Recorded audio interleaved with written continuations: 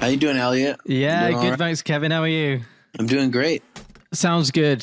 I've chosen it as one of my favorite albums of 2024. You'll be glad to hear.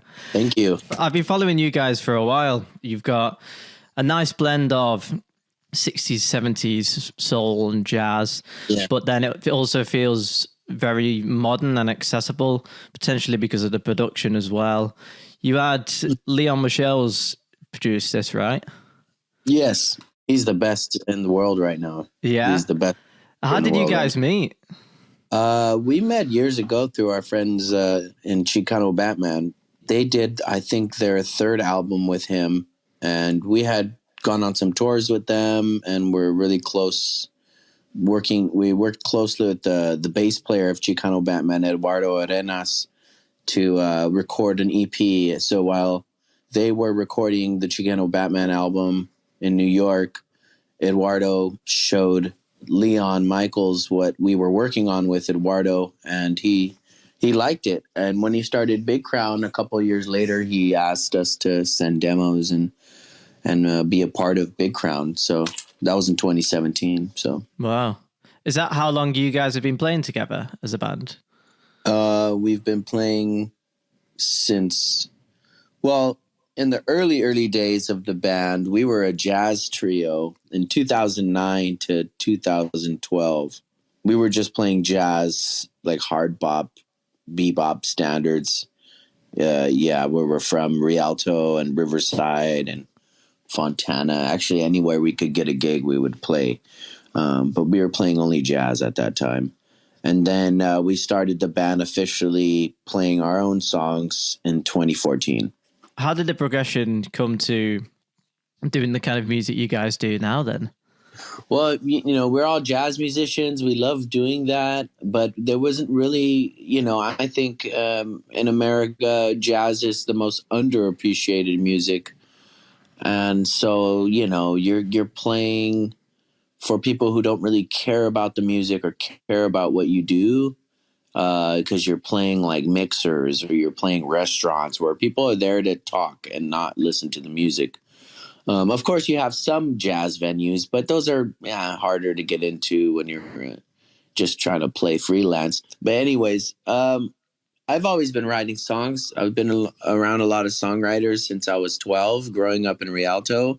Mine and my brother's father, Tony Martin, junior, actually. He's a gospel singer, so he exposed us to a lot of music like that. Eric's father as well had a big record collection. So we've always had, this like 70s, 60s like upbringing of music in a way. Of course, it took a while for it to kind of settle in into now, but we essentially started the band. I essentially started the band with the goal of mixing jazz elements to songs that I'm a big Bob Dylan fan. We like the Beach Boys, that kind of sort of music. So we kind of wanted to mix all of that with soul involved as well. It just kind of was just a natural progression over time. You can definitely hear the jazz influence in there, and I think you guys do it really tastefully as well in terms of how you input it into the song and doing what's right for the song. I think you guys definitely do it really well. Thank you. The album, where do you guys record? Because it's a very loungy feel. It feels very kind of at home. And what kind of input do you have and the rest of the band have on the overall sound of the songs in the album? Well, I think that the sounds, of course, most of it is our analog sounds. We recorded to tape at the Diamond Mine studio in New York, but the engineering is something that we really can't take credit for. The engineering, our engineer Jens Jungerth in New York is simply a genius, and everybody has actually heard his sound, from Charles Bradley, Lee Fields, even the new Claro album. Jens Jungerth's touch and engineering is on all those records, including ours. So honestly, Jens is like our secret weapon in the studio. As well as Leon Michels. Leon also has a big influence on the sounds and the textures. We kind of learned from them. We also have our own studio, which some of the tracks on the album were cut at in here in Long Beach. But yeah, mostly the sound is the work of Jens and our drummer Eric, who's also an engineer in his own right. Him and Jens work really tediously on the drum sounds for every song. Like, I think that's, I'm in recording these albums, I learned that the drum sound is the most important to kind of get spot on, for the song. Sounds good.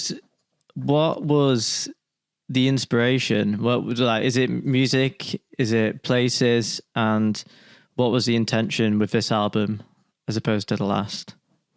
I think it was mostly what was going on with me and my family at the time. Me and my brother were helping our grandfather and grandmother lay to rest. They helped us live there in LA. They let us live there in LA so we can kind of start our careers. And, once they started getting sick and older, it was a big transition. So a song like Gift of Life is kind of that experience. Nai Nai is another song that was inspired by my grandfather's knack and endless pursuit of playing music, despite it not really being his profession. He played every day. And then, just things that were happening around me. I broke up with my girlfriend at the time, for a long time girlfriend. A lot of reflection and putting it on the paper and putting it to music of what was going on at that time. I guess all in all, a big transition was happening for me. Were you writing with an album in mind, or did you seem to just have songs just falling out to the point where it's like, right, we need to make an album now? Well, our first album we did with Big Crown was in 2019. And then, of course, there was the pandemic that set us back. We had a smaller EP in the middle of there, just out of the pandemic, in 2021 called Ripe. And so it was like we needed an album. And it's mostly just songs that we just put on the table, we demo it, and then we send it to Big Crown, and they're like, yes, or they say nothing at all to the demo, and that means no. Which is how we got the name Sounds Good, because Leon Michels is a man of few words, and especially when you're sending him or you're asking him for an opinion. Usually when we knew that we hit something on the mark, he would just say, sounds good. So that's how we knew that, if we're in the studio and we got a good take, he would say, sounds good on the talkback mic, or, what do you think of that? Sounds good. So that's pretty how that came about, and how this whole album came about. It's really a laxed atmosphere, nothing really intense, but we are looking for strong, intense emotion and real topics, that are pertaining to us, and hopefully people resonate, with that. It's just like songs we kind of throw at the wall and see what sticks. Who did the artwork? The kind of spoof of the band as dogs playing snooker. That's my favorite part, because it's so fucking. It looks so weird. Sorry for cursing. No, that's all good. It looks so weird. It's an actual picture, though, isn't it? Yeah. So we took a picture of it. Me and the head of the label, Danny Acoleps. We he knows that I'm really big time into billiards. And I had this kind of like doggy style-esque. I wanted to be us as dogs on the cover, like either in the back of a truck or something like that, or I don't know, something like, something kind of an ode to Snoop Dogg, or just like West Coast, because that's where we're from. But he was like, that's too on the nose, you know? He's like, what about you guys as dogs playing pool? And I just completely love that idea because I love playing pool. And we all do too. Everybody else in the band does too. We all have, when we're on tour, we're always looking for the next pool hall that we could go during after sound check and go shoot pool. The artwork itself is an airbrushed artwork by Greg LaFever. He's an OG out in New York City that works with the label. He did Lady Ray's cover, and he's done some other work for the label. But Greg LaFever is awesome. He did that with little direction. You know, it was like, here, make us dogs from this picture. Make us, Kevin's going to be this wire-haired terrier. Eric's going to be this Saint Bernard, and Tony will be this long-haired. I forgot what that breed was called. And he just kind of did his thing. And I think it was really spot on to what the vision was. We wanted to look like a bad 80s movie cover, you know? It's brilliant. I feel like it sets the scene quite well for the album as well. It feels like you're almost listening to the album as you're playing pool there. You feel like you're in that room. It's quite nice, especially with something like Peach Optimo as well. Mm-hmm, mm-hmm. Kevin, what are you currently listening to at the moment? What should we be listening to?